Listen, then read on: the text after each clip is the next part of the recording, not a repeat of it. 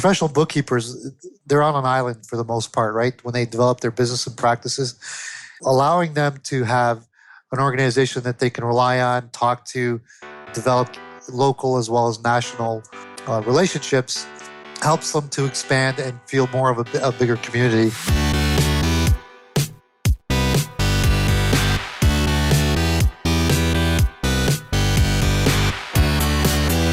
You're listening to The Successful Bookkeeper with your host, Michael Palmer. Listen each week as inspiring guests share their secrets of success to help you increase your confidence, work smarter, and build a business you love. This episode of The Successful Bookkeeper is brought to you by PureBookkeeping.com, the proven system to grow your bookkeeping business.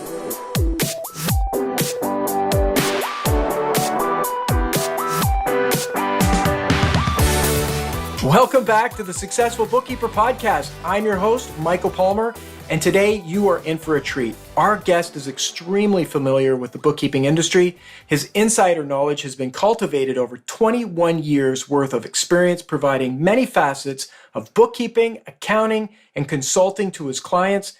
Today, he is the Chief Executive Officer of Canada's top bookkeeping membership community, the Institute of Professional Bookkeepers of Canada, which is a nonprofit institute. Louie, it is our pleasure to welcome you to the Successful Bookkeeper podcast. Well, thank you, Michael. It's an honor to be here, and I look forward to our discussion. Yeah, absolutely. Now, Louie, you and I have sat down in the past and we've talked extensively about bookkeeping and the industry, and that's why I really wanted to have you on the call, because I really see some of your ideas and what you see for the future of bookkeeping to be, I think, on the cutting edge. And I think as we've seen the IPBC, the Institute of Professional Bookkeepers here in Canada, really grow and progress, I think it's due to your leadership. So that's why I wanted to have you on and get some of your information. But a lot of the people listening won't know you, and this is a worldwide podcast. We have listeners in Australia, we have listeners in Canada, the United States, the UK. And so we want to sort of emphasize too that this is, what's going on in Canada is also happening around the world. And you've got relationships with associations in the UK, and I know you're growing ones as well in the United States. And so this conversation about associations and what you're saying for the listener really is applicable. So for the listener that you're listening, think of your own association in your local community or in your local country. But you don't know Louie, so I'd like to hear a little bit from you, Louie, about your career and what your journey has been to getting involved with the IPBC. Okay, Michael. Well, I graduated from York University with a business admin in accounting. I then worked for CCA firms or chartered accounting firms. And then from there, I went into industry and started to work for private companies as a senior executive, helping them with their growth or expansion issues. At which point I decided that I'd like to rather go from that perspective to be a consultant. And then I started my own bookkeeping accounting practice, providing consultations. And my focus has always been on business development side, helping organizations with their strategic planning, building their organizations from small to medium size, helping them with contraction or expansion issues, as well as troubleshooting issues that might occur, both financially as well as structurally. So that's where my background has been. A lot of the companies that I've been involved in have always had some challenges that they've had to work out of, and that has been the most fun part of working as a consultant. I then was looking for an organization to park myself with, and the IPBC was a perfect fit. I became a member, I think, back in 2009. Their attitude and mission was to basically be a voice for the professional bookkeeper, have a designation that is recognized and that's national, and it's focused on the professional bookkeeper's experience levels. And that also suited me fine because in this industry, the majority of professional bookkeepers tend to acquire their knowledge and expertise through experience. And the IPBC was a great mechanism for that. So as I got more involved and understood them, It sort of grew into being an advisor on the board and then helping them grow and get them to where they are today. But it's been a team effort. We've had an excellent board of directors throughout the life of the organization, great people and staff, and then the volunteers, because it's been a grassroots organization. It's been really pushed and developed by the professional bookkeepers themselves wanting to have something that's theirs. So it's been a really great ride. Yeah, absolutely. And I started working with the IPBC and belonging as somewhat as a partner member back in 2013, and it's just incredible the amount of growth and the feedback that we hear from our members about the value that they're getting out of it. So thanks for sharing that, and I think it gives everyone a good background as to who you are and where you're coming from. And I think there's some key things you said just about how you help companies that I think is going to be interesting for our conversation. Sure. So, since you've been involved with the Institute of Professional Bookkeepers of Canada, what have you seen happen with the members that have belonged to that organization? Well, it's interesting.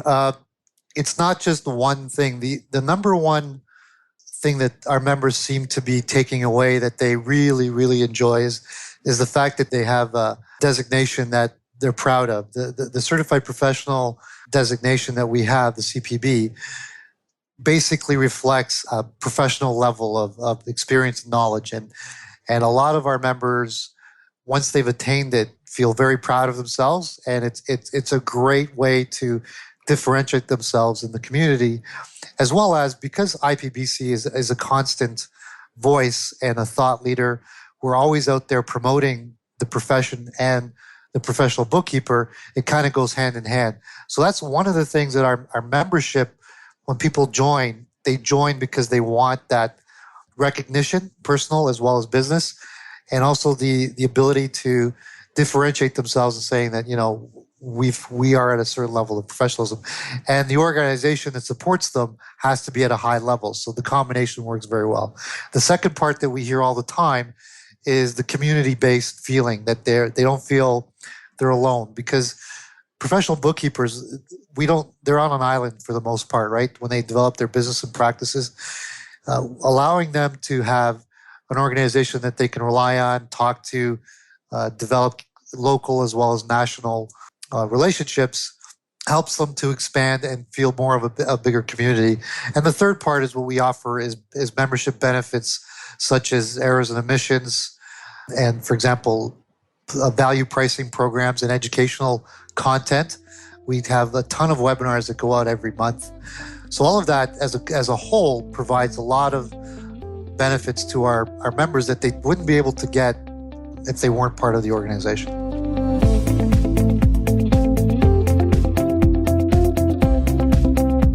The one that stands out for me there, and I mean, there's tons of values as you've mentioned. The one that really is a standout is not doing it alone, feeling like they belong to something. I think it won't be just bookkeepers that have that problem. It's any entrepreneur or any business owner that's trying to do it all by themselves, really limits their ability to be successful.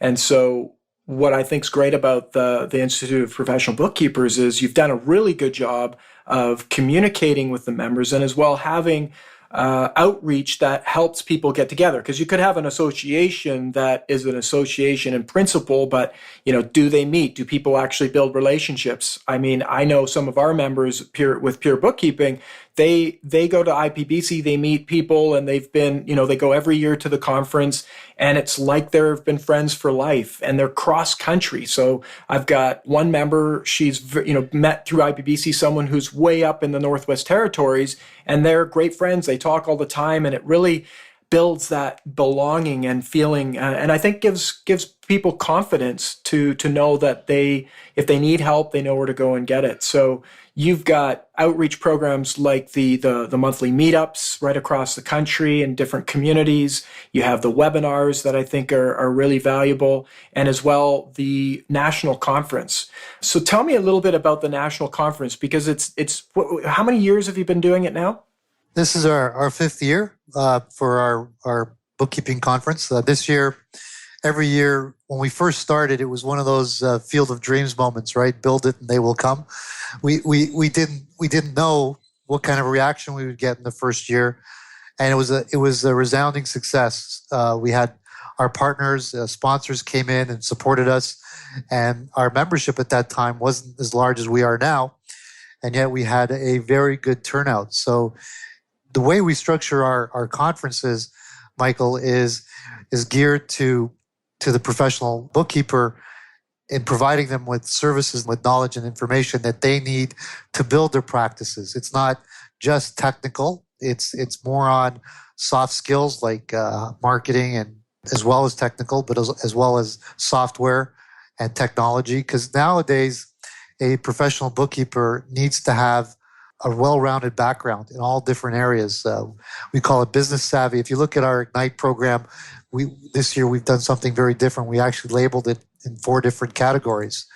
And that's basically what we provide every year, which is business savvy sessions, which is basically designed for how to improve your business. Tapping technology. Technology now is an integral part of any professional's toolbox, I would say. Software, tax, and then the ability to go and see all of their vendors, professional vendors in one location, allows them to have that face-to-face component. And the other thing that I'd like to mention, Michael, given with the new technology and how we interact, there's less and less opportunity for face-to-face meetings and interactions. As you're aware, probably a lot of your transactions or meetings now are probably what we're doing now, a podcast or so forth. So conferences now are one of the last vestiges that people go to and still have that face-to-face interaction with their colleagues, with experts and speakers, and the providers. It's a unique event that I think really helps a business owner reconnect in building their practice. Yeah, for sure. It's our 3rd year sponsoring. We're going to be there, and it's great to connect with everyone. But, I was at a concert recently where one of the advertisements for that conference venue was, just imagine streaming this experience. And, it's like, yeah, if I was listening to a CD at home, I'm not sitting there live with the people in front of me, the people that are sitting next to me, the things that are going on in the audience. It's a totally different experience. So you could stream a conference like Ignite that you're having this year, but it wouldn't be the same experience. You're not going to meet the same people. You're not going to feel that energy. And for me, conferences are so important, and I am a very big proponent of going to conferences because it's one of the pillars that we talk about building a successful bookkeeping business, and quite frankly, being successful in anything in life, is that you have to invest in yourself. And so I remember when I was just brand new coach, and there was the International Coach Federation, and they were having their conference in Montreal, and it was it was going to be a lot of money for me to attend it, and I had no idea who was going to be there. I didn't know any other coaches, so I just thought, what, I need to go and check this out. And I went to that conference, and there was so much value for me as a coach in learning about what other coaches were doing and the technology that they were using and the different formats that they were working in and all these different breakout sessions and educational opportunities. But the number one thing that I got out of it was that I really saw how what I was doing was a profession, and that I wasn't the only one. There were people all over the world doing it, and I made great connections with people. So now with all of the bookkeepers that we work with and the entrepreneurs that I work with, I say, you need to invest the time, you need to invest the money, and you need to do it often. And so that's why we've been a big supporter of your conference, and every year it gets better. And we encourage all of our members to participate because we see that is such a valuable component of being successful in business. I agree. I think the interaction, the live streaming is important. I think that provides a flexibility and access to information that if you don't have the time or the resources to see everything, it gives you an option to experience. But I do agree that you should invest a portion of your time at a live event or live events, as many as possible. Like our meetup groups across the country, when we are able to find the volunteers and develop those, allows you to interact with your local community. But our national conference allows you to interact with everybody in Canada. So you get to meet your professional colleagues that are not just in like your town or your province. They're right across the country. So you'll meet people in British Columbia. Just like you said, that we have people from the Northwest Territories coming to our conference. So that exposure is important, and you don't get that interaction on either a live stream or a local one. So it all integrates. I agree. That's right. And quite frankly, not everybody can do everything. It's really got to be wise in your investments as a business owner. So, but it's one of those ones that we heavily promote. And, if you can't get there, obviously consume the information and meet locally is the way to go, because it's those human connections that really make the biggest difference. Yeah. So and go ahead. I just want to promote one more thing about our conference is that we try to make sure that we're accessible. So every year we go from one side to the other. This year we're in Richmond. Next year we'll be in Ontario. So it allows the cost, even if you can't make it every year, we'd like you to be there every year. But if you can't, it's in an area where it's much more closer to you and cost-wise. So. Absolutely, which is nice that you've been doing that.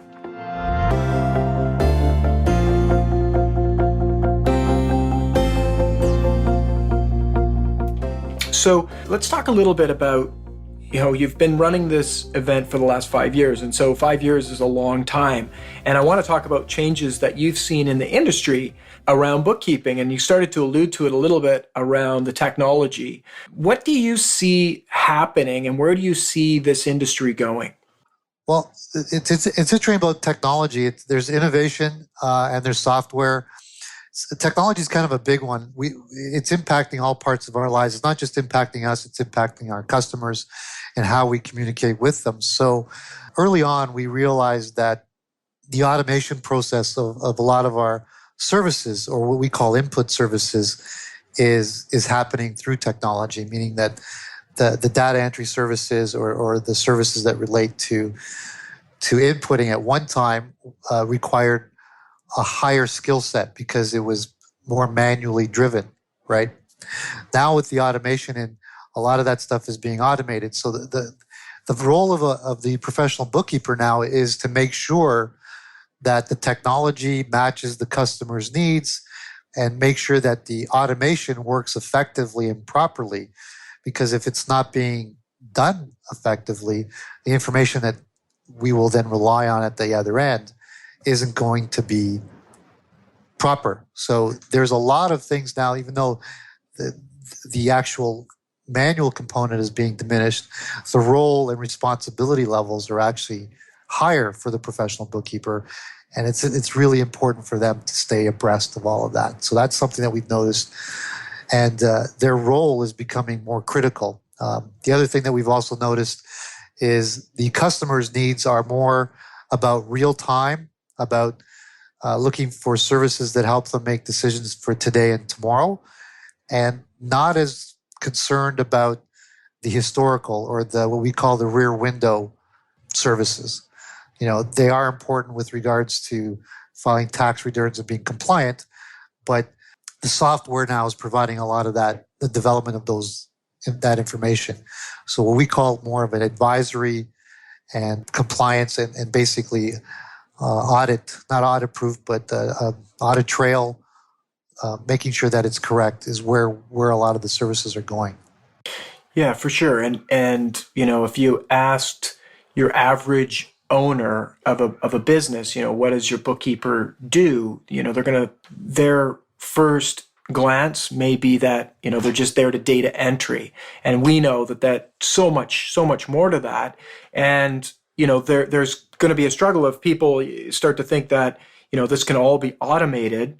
That's a big risk. That's a perception that bookkeepers need to be aware of and need to communicate and position themselves in a light that makes sure the business owners still see and bring out the value of what it is that they're actually doing. So I know you have a lot of experience with that because a lot of the work that you've done in the past has been a consulting angle to helping businesses figure out where they need to go and helping them get there more quickly and securely.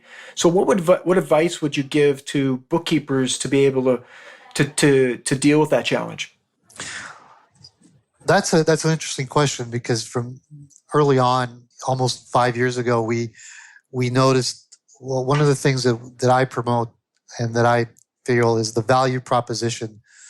This business model doesn't tie into the input costs, meaning that our traditional billing model is based on an hourly timesheet rate, which when the input components of our services were easily trackable, now that they're being automated, the value proposition is the same or even greater, but how to quantify it and how to possibly explain that to the consumer or customer has changed. So one of the things I would recommend is for every professional bookkeeper is to look at redoing their business model and looking at a value pricing model, which now focuses on outcomes.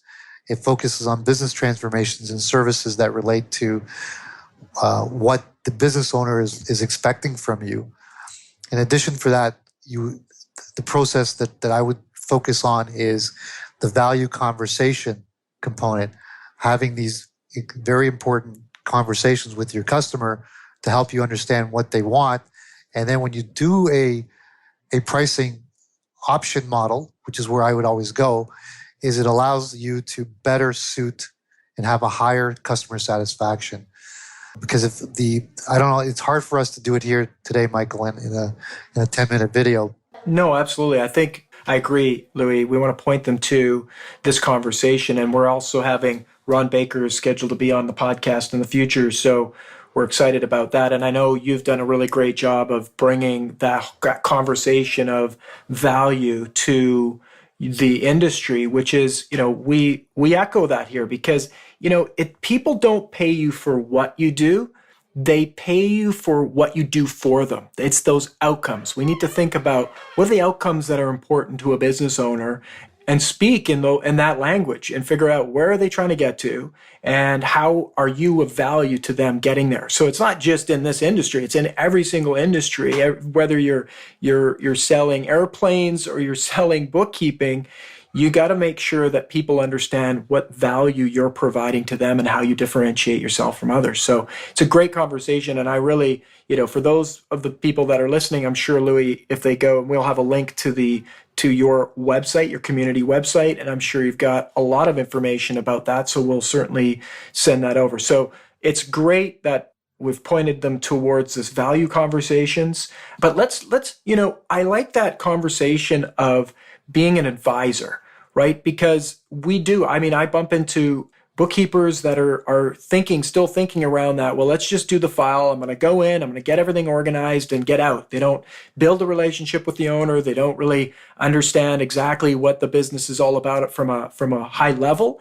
How can bookkeepers start to position themselves as an asset to the business owner? That's interesting. I kind of have a different look at it because of the way they price the model. Like they bill them by the hour and they go in and they sit there and they do the data entry or whatever they would do. The funny thing is they're already doing advising services while they're there. They just don't realize it, or they don't, it's kind of thrown in. Like they could be there and the business owner would come up to them and ask them a series of questions on maybe processes or inventory or collections, and they're providing the value there, right? So I do think that they are providing advisory services. It's just being bulked in for the most part. Now, if you are just doing the input components, then you will have a problem, because that side of the market now, the pressures for value is lower, and the market's going to drive the pricing of that down. But the advisory component, which is usually already incorporated, I don't know how many times I hear bookkeepers at their offices, and they're not just doing that, they're talking to them, they're providing them with that consulting. The key for me is that what I would recommend to every professional bookkeeper is when they go on site, just start listing what they do on a piece of paper and find out, and then look at it and find out which ones are input related stuff that they're doing and which stuff is actually more of an advisory or providing them with consulting. And then once you can assess that, then maybe you can look at how you can package it differently, right? Nice. I like that. Because I don't know how many conversations I've had with bookkeepers, and then when I start asking them particularly questions of what they're doing, and there's nuggets when they're there that they're actually providing advisory. So the top end professionals are already doing it. They're just, unfortunately, their billing model isn't structured to properly reflect that. Yeah, absolutely. Absolutely.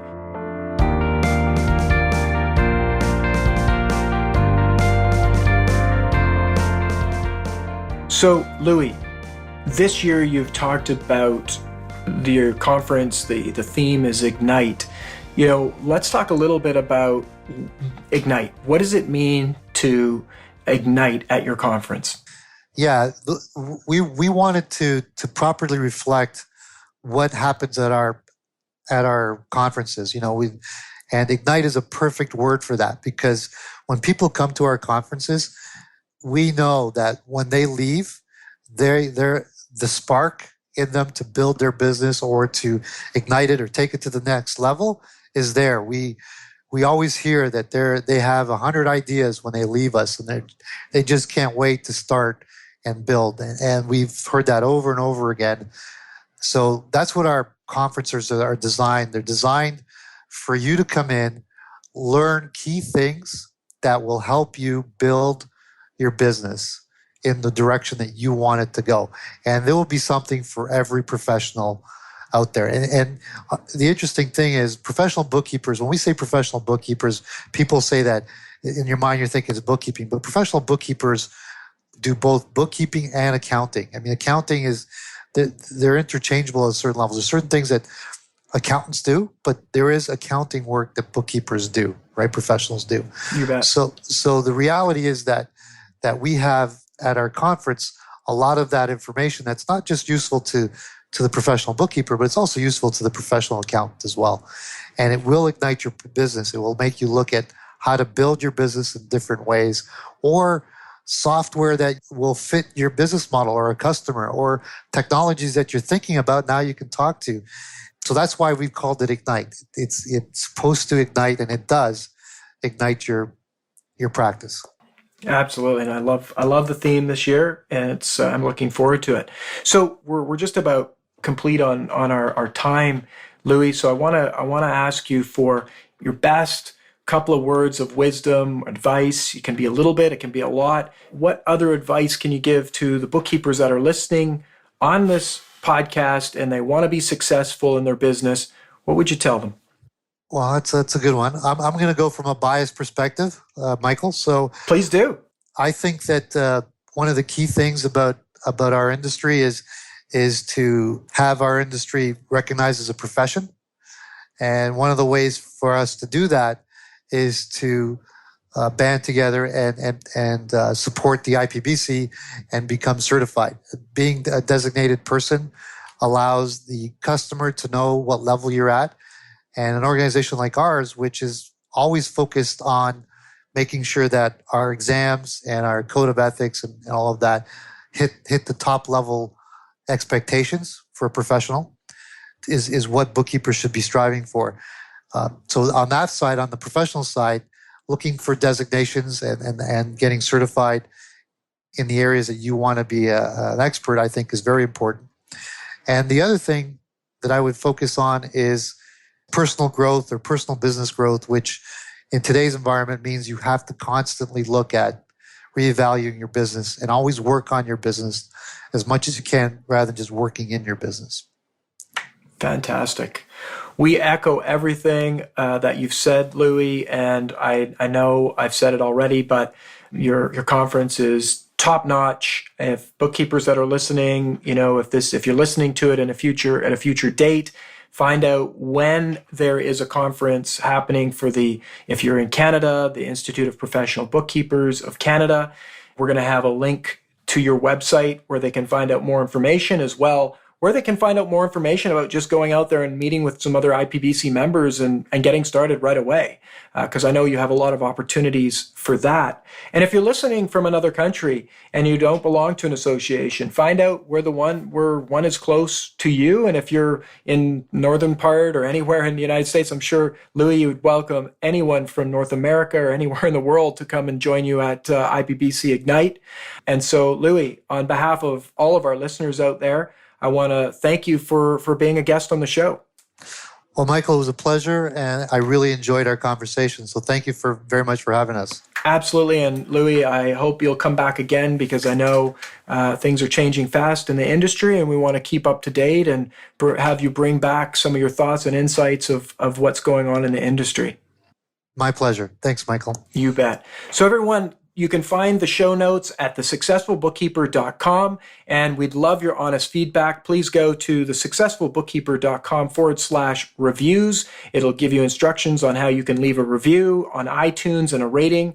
Let us know how we're doing. As well, we'd like to hear from you. Let us know what questions, what challenges you're having. You can go to thesuccessfulbookkeeper.com/questions, and you can record a question right there, and we can hopefully use that on the show in the future.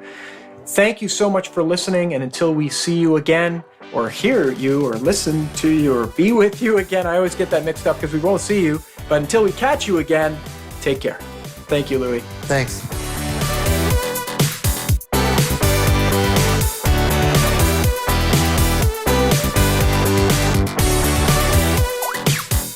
You've been listening to The Successful Bookkeeper with Michael Palmer. For more information and to download the resources mentioned in this episode, please visit us at thesuccessfulbookkeeper.com. Thank you for listening.